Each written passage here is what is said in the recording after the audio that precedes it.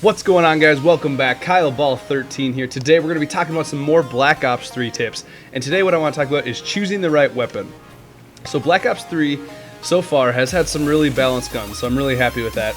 And in the description below you're going to find a chart from the Red Devs, I believe they call them. I'm not going to list their names off, but there's 5 or 6 of them that worked on this chart. Basically it's the same thing that they had at Advanced Warfare and Ghost. You know, it shows all the damage, the recoil, and all that, all the little stats about every gun you can think of. So go ahead and check that out. Credit to all of them for doing that. It's freaking awesome. But anyways, all this information is great, but I think what really goes unnoticed is that the type of gun you want to use depends on what type of recoil and how it feels in your hands. So all the ARs in this game have independent ranges. Some only have 2 different range damages, some have 3, some have different recoil patterns, some are side to side, some are more up. So damage doesn't really matter if you can't hit your shots. You know what I mean? You got to be hitting your shots to get the kills. ARs in Black Ops 3 generally have lower rate of fire, and this is because they want to keep the time to kill down and make the game a little bit more competitive, you know, so you can whip around and still shoot people, all sorts of stuff, just like Black Ops 2.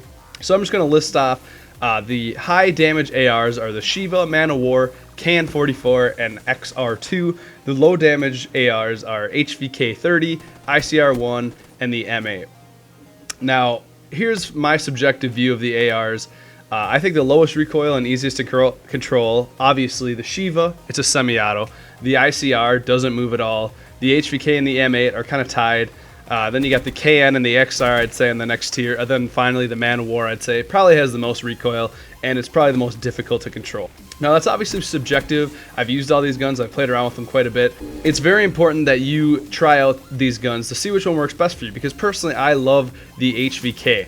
I love it, it's great. I don't even need a grip on it anymore. I can control the recoil perfectly fine. And the Man of War I don't like. I don't like how much it kicks. I like my gun to be more accurate so I can hit my shots. Now the fastest firing assault rifle in Black Ops 3 is the HVK at 720 RPMs. It's really low, so just keep that in mind when you're trying to pick out which gun you like. They're all going to shoot slow. Moving to the SMGs, they're kind of similar.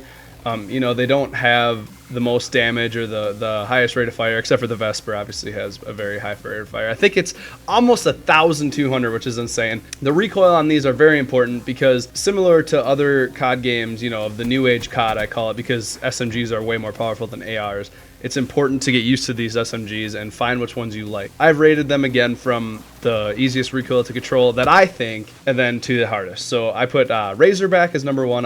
It's got almost no recoil, but it only shoots at like 625 RPM, so you know, give or take there. And then the Kuda and the Pharaoh are my favorite. I put those there because I find them very easy to control.